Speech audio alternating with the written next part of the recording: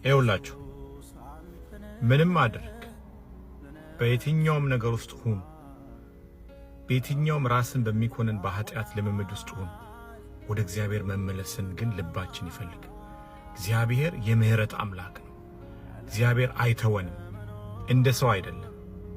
ኃጢአታችንን እየነገረ እንድንኮነን አያደርግም። ኃጢአታችንን አጽድቶ ልጆቹ ያደርገናል።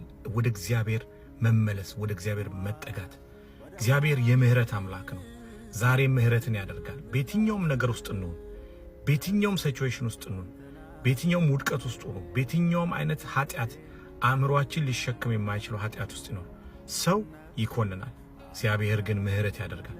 ሰው ኃጢአትን እየነገረ እንድትጸጸት ራስን እንድትጸላ ያደርጋል። እግዚአብሔር ግን ያንን አያደርግም። ልጄ ይልሃል፣ ምህረት ያደርጋል። ስለዚህ በየትኛውም ነገር ውስጥ ሆናችሁ እግዚአብሔርን የሚፈልግ ማንነት፣ እግዚአብሔርን የሚፈልግ ልብ ይኑረን። እግዚአብሔርን የሚፈልግ ልብ ሁል ጊዜ ምህረትን ያገኛል። ሁል ጊዜ የእግዚአብሔርን እርዳታ ያገኛል።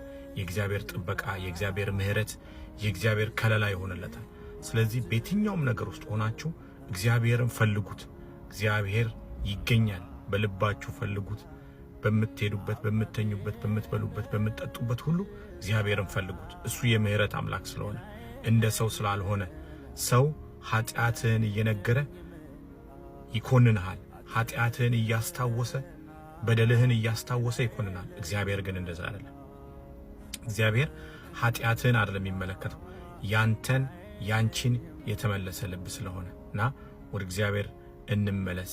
ልባችንን እንመልሰው፣ ከክፋት እንመልሰው፣ ከስድብ፣ ከዘር፣ ከጥላቻ፣ ከተለያዩ አጸያፊ ከሆኑ ነገሮች ልባችንን እንመልሰው፣ ወደ እግዚአብሔር እንመለስ። ተባረኩ።